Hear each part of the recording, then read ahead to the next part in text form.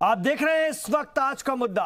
United nation general assembly में जुमे को पीएम मोदी और इमरान खान दोनों की तकरीर होनी है। उम्मीद है कि पीएम मोदी अक़वाम मुत्तहिदा के प्लेटफॉर्म से दहशतगर्दी पर हमला करेंगे। मोदी के बाद पाकिस्तानी पीएम इमरान का नंबर आएगा और इमरान खान के पास दुनिया के सामने दहशतगर्दी पर सफाई देने के अलावा कोई चारा नहीं रह जाएगा। इमरान खान एक बार फिर पूरी तरह फ्लॉप हो चुके कश्मीर राग को अलापने का ही काम करेंगे, जिसे सुनकर दुनिया के कान पक चुके हैं। लोग या तो उन्हें डांटते हैं या फिर मजाक उड़ाते हैं, लेकिन पाकिस्तान के पास इसके अलावा कोई चारा ही नहीं है। कश्मीर का बहाना कर रहा पाकिस्तान हाफिज जैसों से याराना भी निभा रहा है और वो भूलता नहीं है। यूएन में पाकिस्तान ने अपने दहशतगर्दों के सरगना की बड़ी फिक्र जताई, उसके 1.5 लाख रुपए माह के खर्चे का इंतजाम करा दिया इमरान खान ने। और बात करते हैं जम्मू कश्मीर के लोगों की। मकबूजा कश्मीर में जलजले से आई तबाही से मुतासिर लोगों के लिए पीएम इमरान खान ने कोई बड़ा ऐलान नहीं किया, लेकिन आतंक के आका की रोजी रोटी का इंतजाम उन्होंने जरूर कर दिया। यह है इमरान खान और उनके मुल्क पाकिस्तान की सच्चाई, जिसे अब कश्मीरी भी अच्छी तरह से समझ गए हैं। बार बार आलमी बेइज्जती करवा रहे इमरान खान कल फिर यूनाइटेड नेशंस जनरल असेंबली में पुराना ड्रामा जरूर करेंगे। तो आपको जरा मैं ये रिपोर्ट दिखाता हूं, कल क्या क्या हो सकता है, कौन पहले बोलेगा कौन बाद में, जरा पहले देखिए फिर आगे बढ़ते हैं। कल शुक्रवार 27 सितंबर को संयुक्त राष्ट्र महासभा यानी यूएनजीए में अहम दिन है। प्रधानमंत्री नरेंद्र मोदी और इमरान खान दोनों को संयुक्त राष्ट्र में अपनी बात रखने का मौका मिलेगा। इमरान खान तो पहले से ही घोषणा कर चुके हैं कि वो इस मौके का इस्तेमाल कश्मीर का मुद्दा उठाने के लिए करेंगे, लेकिन पिछले 2 दिनों में जिस तरह से अमेरिका में मोदी का स्वागत हुआ है और इमरान के साथ रूखा व्यवहार किया गया है, उससे इमरान का सामना सच्चाई से हो चुका है। इमरान स्वीकार कर चुके हैं कि उनका मिशन कश्मीर विफल हो चुका है। I am a bit disappointed by international community. Where is the world community? Where is the international community? Where are laws? There is no pressure as yet on Narendra Modi to lift the siege. And I know why Mr. Modi is not pushed at the moment. The reason is because people look upon India as a market of 1.2 billion people. Modi अपने भाषण में आतंक के मुद्दे पर पूरी दुनिया को साथ आने की अपील कर सकते हैं। भारत पहले भी साफ कर चुका है कि बिना आतंक रोके पाकिस्तान के साथ किसी भी तरह की बातचीत मुमकिन नहीं है। They have to accept that the model which they have built for themselves no longer works. We have no problem talking to Pakistan, but we have a problem talking to terroristan. UNGA में पहले मोदी को भाषण देना है, उसके बाद इमरान का number आएगा। ऐसे में आतंक पर मोदी जब दुनिया के सामने अपनी बात रखेंगे तो पाकिस्तान के सामने बोलने के लिए कुछ रह नहीं जाएगा। न्यूयॉर्क अमेरिका से अदिति त्यागी के साथ अमित प्रकाश, जी मीडिया। तो सबसे बड़ी कवरेज जी मीडिया के जरिए आप देखेंगे और लगातार हम इस पर अपनी कवरेज बनाए हुए हैं। और मेरे 5 सवाल जिनके इर्द गिर्द इस वक्त चर्चा घूमेगी मेरे मौजूद मेहमानों के साथ, आइए वो 5 सवाल आपके सामने मैं रखूं कि क्या यूएनजीए में कश्मीर राग पर पाकिस्तान को मिलेगी कोई तवज्जो। मेरा पहला सवाल है, क्या यूएनजीए में कश्मीर राग पर पाकिस्तान को मिलेगी कोई तवज्जो। हमारा आज का दूसरा सवाल है, पीएम मोदी के बाद इमरान की बात को कितनी संजीदगी से लेगी दुनिया। पहले वजीर आजम मोदी बोलेंगे, फिर पाकिस्तानी पीएम बोलेंगे। तीसरा सवाल, जलजला मुतासिर मकबूजा कश्मीर के लोगों को नजरअंदाज करना क्या महंगा पड़ेगा पाकिस्तान को। यह भी एक बड़ा सवाल है। मकबूजा कश्मीर में लोग परेशान हैं, बहुत बुरे हालात में इस वक्त हैं और यही उनकी बगावत की एक बड़ी वजह और बन सकता है। चौथा सवाल, आलमी दहशतगर्द सईद को खर्चा दिलाने में पाकिस्तान की दिलचस्पी क्या दिखाती है। वो हाफिज सईद जिसे कि आलमी दहशतगर्द करार दिया जा चुका है, उसके लिए पाकिस्तान को इतनी फिक्र क्यों है। पांचवा सवाल, आर्टिकल 370 हटने के बाद पहली बार आमने सामने होंगे दोनों मुल्कों के लीडरान, दुनिया किसके साथ। इस पर हम बात करेंगे। और मेरे साथ जो बहुत खास मेहमान हैं, मैं उनका तारुफ आपसे करवाना चाहूंगा। इस वक्त मेरे साथ कर्नल शिवदान सिंह साहब स्टूडियो में तशरीफ फरमा है। कर्नल शिवदान सिंह साहब डिफेंस एक्सपर्ट के तौर पर इस वक्त मेरे साथ हैं। सर, खैर मकदम है आपका। हमने अपने साथ रमेश ठाकुर जी को भी जोड़ा है, केंद्रीय जन सहयोग और बाल विकास संस्थान भारत सरकार से आप जुड़े हुए हैं और सीनियर सहाफी भी हैं। और हमारे साथ इस वक्त संजीव कौशिक साहब भी स्टूडियो में तशरीफ फरमा है, सियासी तज्जियाकार के तौर पर अक्सर आप इस प्रोग्राम में अक्सर शामिल होते हैं। और डॉक्टर गुलरेज शेख भी थोड़ी देर बाद हमारे साथ होंगे, भारतीय जनता पार्टी के लीडर हैं, उनके तर्जुमान हैं, उनसे भी हम बात करेंगे। तो आइए आगाज करते हैं इस बातचीत का। बहुत अहम सवाल मैं कर्नल साहब के पास ही सबसे पहले आना चाहूंगा। शिवदान सिंह जी, दोनों लीडरान 370 हटने के बाद पहली बार आमने सामने होंगे। पहला मौका वजीर आजम मोदी को बोलने के लिए दिया जाएगा और जाहिर सी बात है वो तमाम चीजों पर तफसील से अपनी बात रखेंगे, पूरी उम्मीद है। इसके बाद इमरान खान साहब की बात तो वैसे ही फीकी पड़ जानी है।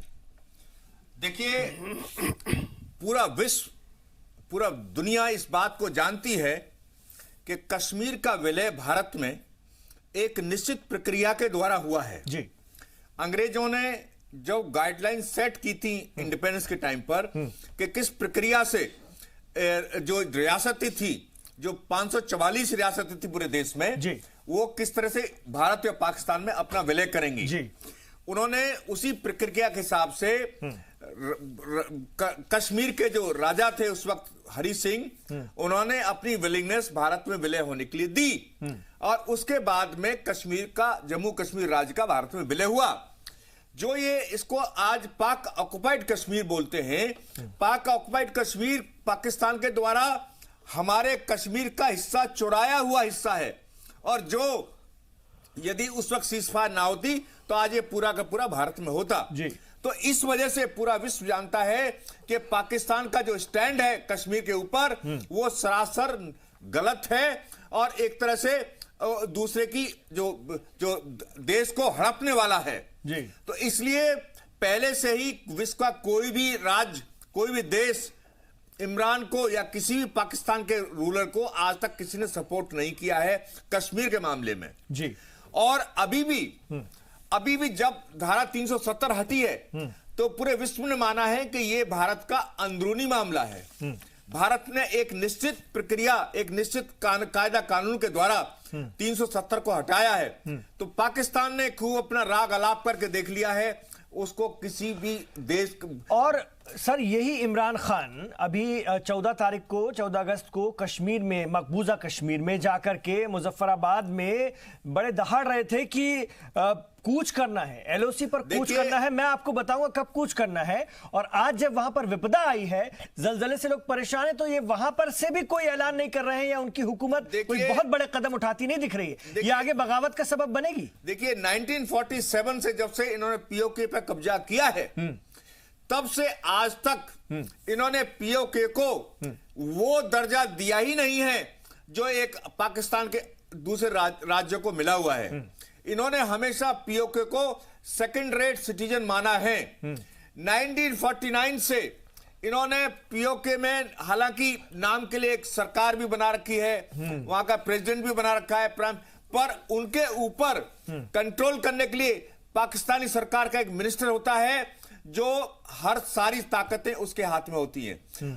पाकिस्तान की जो पीओके है उसकी सरकार की हालत एक म्युनिसिपल कॉर्पोरेशन या म्युनिसिपैलिटी की तरह है कि जो खाली उस एरिया की साफ सफाई और इस तरह के काम कर सकती है। उन्हें किसी भी पॉलिसी मैटर पे दखल देने का अधिकार नहीं है। एक तरह से वो पाकिस्तान के गुलाम हैं। और जो गिलगिट बाल्टिस्तान एरिया है वो तो टोटली, उसमें तो मार्शल लॉ लग रहा है 1974 से लेके और 49 तक। उसमें एक ऐसा कानून लागू था जो अंग्रेजों ने जो सरहदी इलाकों के लिए बनाया था, जिसमें कि सरहदी इलाके में स्मगलिंग ना हो सके या सरहदी इलाके में एक दूसरे के ना जा सके। उतना सख्त कानून से गिलगिट बाल्टिस्तान रूल होता रहा और अब गिलगिट बाल्टिस्तान में मार्शल लॉ लगा हुआ है। तो इसलिए पूरे पीओके में पाकिस्तान ने कभी भी उनको कोई अधिकार नहीं दिया है। तो इस वक्त भी जो जलजला आया है तो उन्हें उस तरह की फिक्र नहीं है जिससे कि अपने और देश और रोना आप देखिए, ड्रामे आप देखिए, राग आप देखिए और जिस तरह की बातें हैं आप वो सुन लीजिए, वहां की मीडिया का प्रोपेगेंडा सुन लीजिए और कमाल की बात है कि मोदी के नाम को कोसने वाले लोग संजीव कौशिक जी कांग्रेस की भी दुहाई देते हैं, कहते हैं कि कांग्रेस को कश्मीरियों की बड़ी फिक्र है। हाय तौबा, वैसी ही फिक्र है जैसे पाकिस्तानियों को है। क्या कहेंगे? यहां के अपोजिशन का भी इस्तेमाल वहां का मीडिया कर रहा है। यहां का अपोजिशन लाख सफाई दे, लेकिन कहीं ना कहीं इस अपोजिशन का इस्तेमाल अपने प्रोपेगेंडा के लिए वहां का मीडिया कर रहा है। क्या सत्ता वालों का इस्तेमाल नहीं किया जा रहा है? केवल अपोजिशन का स्टेटमेंट तो आप चर्चा आपने कर दी उस पर, लेकिन आप भूल गए कि सत्ता में जो लोग बैठे हैं उनके भी स्टेटमेंट का चर्चा किया गया था। नेशंस में इमरान खान ने प्रेस कॉन्फ्रेंस थी, उसमें क्या कहा?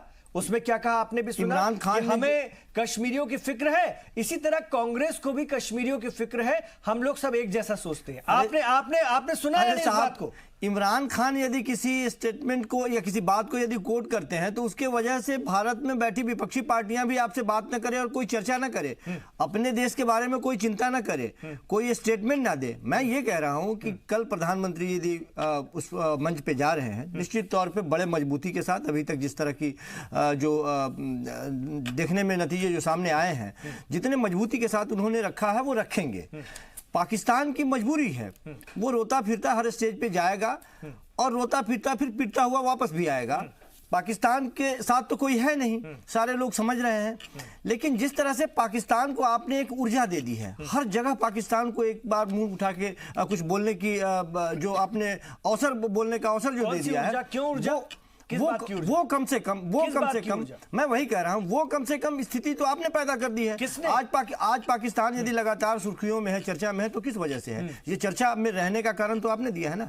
अच्छा, मतलब कश्मीर से दफा 370 आर्टिकल 370 नहीं हटाना चाहिए था आपके मुताबिक? मैंने ये नहीं कहा, ताकि पाकिस्तान को आप गलत तरीके से बोल रहे हैं। मैंने कभी नहीं कहा, इस तरह से बात कह रहे हैं। मैंने कभी नहीं कहा, हटाया गया, सही हटाया गया।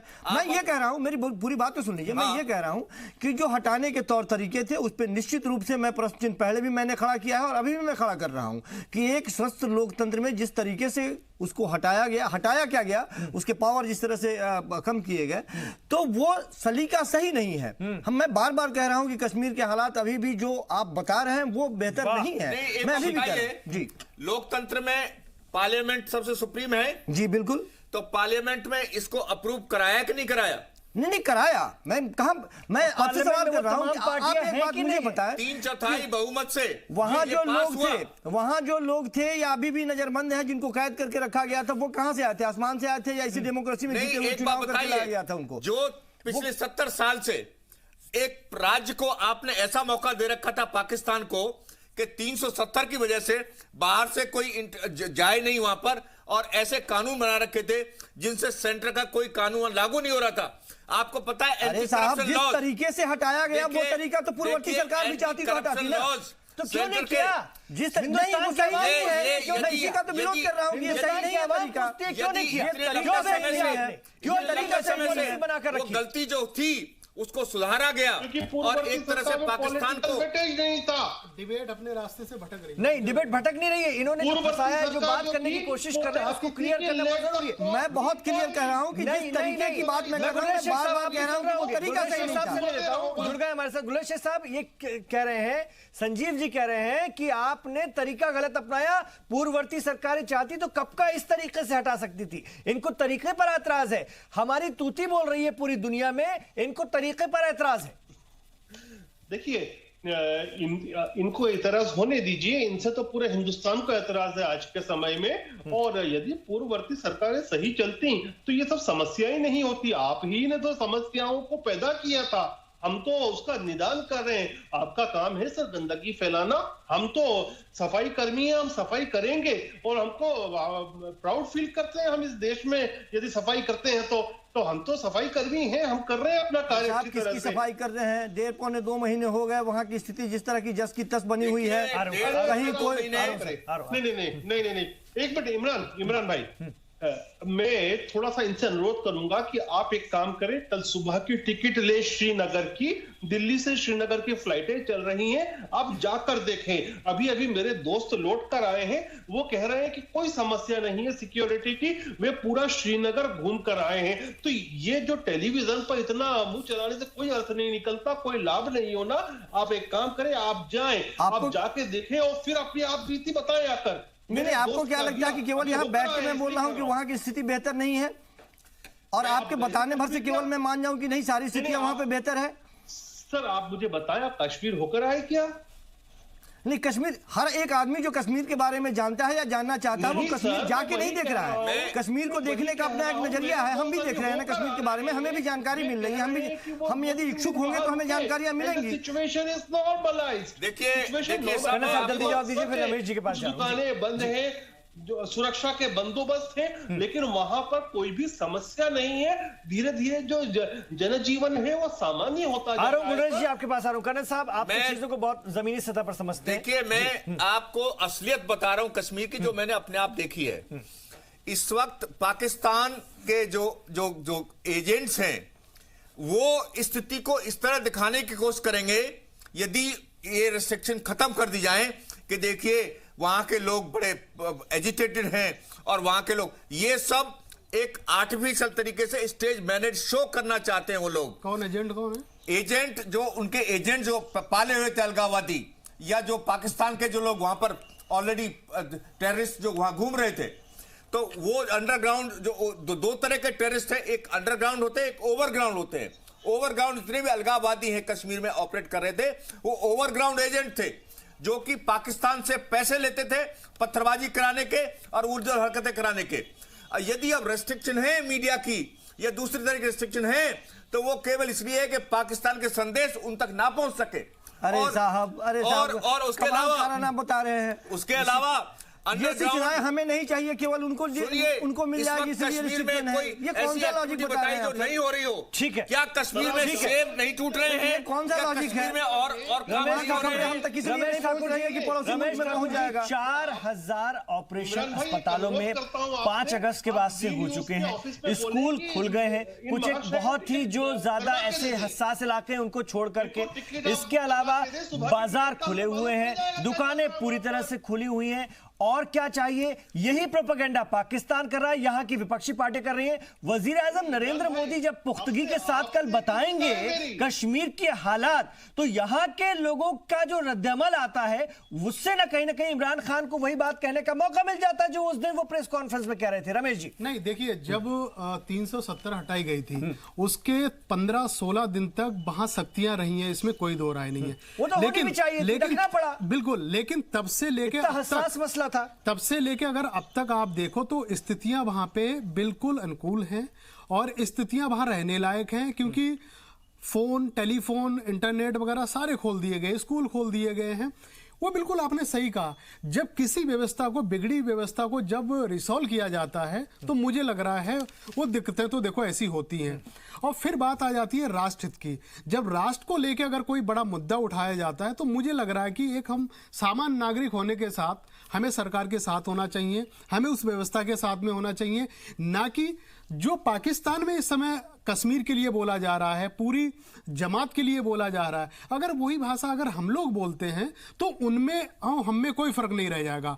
अब कल जो महासभा होने वाली है, अधिवेशन होने वाला है 74वां सालाना, तो मुझे लग रहा है कमोबेश कल जो इमरान खान साहब है यही बात बोलेंगे कि वहां पे जनजीवन पूरी तरीके से प्रभावित हो रखा है, वहां के लोगों को रहने की सांसें नहीं मिल रही हैं, तो इस तरह की बातें होंगी। लेकिन स्थितियां जो मुझे अगर लग रहा है 15 दिन के बाद भारत सरकार की तरफ से हर चौथे दिन एक डेलीगेट यहां से जा रहा है। अब उसके बाद में गुलाम नबी आजाद साहब पहले कह रहे थे मुझे जाने नहीं दिया जा रहा, उनको अलाउ कर दिया गया, वो भी जाके होके आए हैं। तो स्थितियां मुझे लग रहा है थोड़ा सा ठीक हो गई हैं। इस पे हाय हल्ला करना, हाय तौबा करना, तो मुझे लग रहा कहीं ना कहीं हमारे लिए ठीक नहीं होगा। देखिए, मैं एक ऐड करना चाहता हूं, कश्मीर एक ऐसा राज्य है जो पाकिस्तान से इसकी सीमा मिली हुई है और कश्मीर में बाय रोड भी ट्रैफिक व्यापार हो रहा था जो अभी तक चल रहा है। तो इस वक्त पाकिस्तान कश्मीर जैसे राज्य में उसकी लोकेशन को देखते हुए यदि थोड़ी घनी रेस्ट्रिक्शन लगाई गई हैं तो वो बिल्कुल एप्रोप्रिएट हैं। यदि यही कश्मीर देश के बीच में कहीं होता तो हो सकता है ये रेस्ट्रिक्शन भी ना लगाई गई हो, क्योंकि पाकिस्तान का इंटरफेरेंस में होता ही नहीं यहाँ पर। तो इसमें ये तो नौबत ही नहीं आती। ये बड़ी बात है। ये उसकी लोकेशन को देखते हुए नौबत बनवाई गई थी और उन पूर्ववर्ती सरकारों की ढील के नतीजे में और जिस तरह से वहां के अलगाववादी मेन स्ट्रीम की पार्टियां जो जिद्दी थी, जो लोगों को जिद्दी बनाती थी, पूर्ववर्ती सरकारों को ब्लैकमेल किया करती थी, उनके झांसे में आकर इस तरह की स्थिति बनाई गई। आज जब कोई सख्त कदम उठाया गया है तो तकलीफ है, वहां पर अगर बड़ा प्रोग्राम ह्यूस्टन में हो जाता है तो तकलीफ है। ये तकलीफ कब तक बरकरार रहेगी? इसका कुछ तो हल निकालिए सर। इमरान भाई, हमने कभी नहीं कहा कि 370 और 35 से हटा दिया गया, ये गलत हुआ। मैंने ये कभी नहीं कहा। मैं केवल प्रोसेस जो था, जिस तरीके से हटाया गया, मैं ये कह रहा था कि इतना आसान यदि था और ऐसे ही हटाना था तो पूर्ववर्ती सरकारें भी हटा देती, तो करवा देती तरीका ना सही सर। नहीं था। दूसरी बात, और आपने कहा जो ह्यूस्टन की बात आपने करी, मैंने आप ही के चैनल पर सवाल उठाया था कि आखिर इस तरह के आयोजन का मतलब क्या था। मुझे भारतीय जनता पार्टी के प्रवक्ता बैठे थे बगल में, मुझे मतलब नहीं समझा पाए वो कि आखिर एक सांस्कृतिक मंच पे आप खड़े होकर के इस्लामिक राष्ट्रवाद की बात आप कैसे कर रहे हैं, यदि वो सांस्कृतिक मंच था इस्लामिक आतंकवाद की, हाँ, इस्लामिक आतंकवाद की बात आप कर रहे हैं। तो जिस तरह के माहौल थे, आखिर वहां पे खड़े होकर के आप ट्रंप को दोबारा सरकार बनाने की बात कर रहे हैं, अब की बार ट्रंप सरकार की बात कर रहे हैं। तो मैं यही कह रहा था कि वहां भी एक तरह से लेन देन, और ट्रंप की बात यदि कर लें, बहुत ज्यादा जय जयकार सुन रहे हैं पिछले 2-3 दिनों से। कभी भी ट्रंप भरोसेमंद नहीं रहे हैं। झूठ बोलने के मामले में उनके खुद अपने देश के लोग या देश की मीडिया उनके बारे में बताती है कितना वो झूठ बोलते हैं। ट्रंप ने कहा है, और उनको झूठ आप भी साबित करते हैं, के समान है। यहाँ की वजीर आजम मोदी फादर ऑफ इंडिया के समान है। एक बार मोदी जी बोल दे कि ट्रंप के बारे में कि फादर ऑफ अमेरिका है ट्रंप, एक बार बोल के दिखा दे। उन्होंने तो बोल के दिखा दे, उसके बाद में पता चले। साहब, ये छोटी मोटी बात नहीं है। आपको भारत के राष्ट्रपिता के तौर पे आपको यदि कोई एक देश का राष्ट्राध्यक्ष आपको बता रहा है, और वो भी केवल इस लालच में कि आप यहाँ आए हैं तो आपके आने से हमें कुछ वोटों का इजाफा होने वाला है, हमें और हमें कुछ लाभ मिलने वाला है, इस बात को समझें। आप एक बार बोल के दिखा देना। आप दोनों की बहुत ज्यादा गहरी दोस्ती है ना। 2 राष्ट्राध्यक्ष की बात यदि करी जाए, 2 राष्ट्रों की बात की जाए, तो इसमें व्यक्तिगत कुछ नहीं होता। नहीं, फायदा तो चुनावों में होना निश्चित है, क्योंकि लाखों की संख्या में वहां भारतीय रहते हैं। व्यक्तिगत जाहिर सी बात है, ये उनको फायदा होगा। रिलेशन बना दिए हैं, 2 राष्ट्रों के रिलेशन को आपने व्यक्तिगत बना दिया है। कल ट्रंप नहीं रहेंगे, फिर क्या होगा आपका? तो दूसरों के साथ करेंगे डील। भाई, हमें अपना इंटरेस्ट देखना है। आज देखिए ना, हम आज का सोचे ना, कल ट्रंप रहे ना रहे सत्ता में वो एक अलग विषय है। हम आज देश तो रहेगा ना, आज का फायदा भी ना सोचे। हिंदुस्तान तो रहेगा ना, अमेरिका तो रहेगा ना, भारत एक हमेशा रहेगा ना, कयामत रहेगा। देश के साथ एक देश का दूसरे देश के साथ जो रिलेशन होता है, वो कूटनीति के आधार पर होता है, किसी को तेरी मेरी यारी के आधार पर नहीं होता है। सकता है। विषय ये है सर, आप समझ नहीं रहे, आप लोगों को कंफ्यूज कर रहे हैं। हिंदुस्तान की वजह से कितना प्रभावित कर सकते हैं दुनिया को, उनकी सियासत को, ये बड़ी बात है ना। आज हम इस काबिल हैं, आप इसकी तारीफ भी नहीं करेंगे सर। ये तो पॉपुलेशन जिस तरह से जहां यहां भी बढ़ती चली जाएगी, वहां भी पॉपुलेशन 5 साल के बाद में और ज्यादा, जो 50,000 की बात कर रहे हैं, 5 साल के बाद 75,000 और 1 लाख लोग दुनिया की सियासत को प्रभावित कर रहे हैं।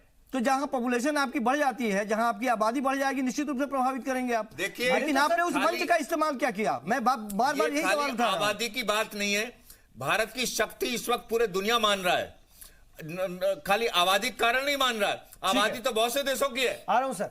केवल हिंदुस्तान में वो फेल्योर हो जा रहे हैं, बाहर सारी जगह पर गुरेज जी के पास भी जाऊंगा जो इल्जाम संजीव जी ने लगाए हैं।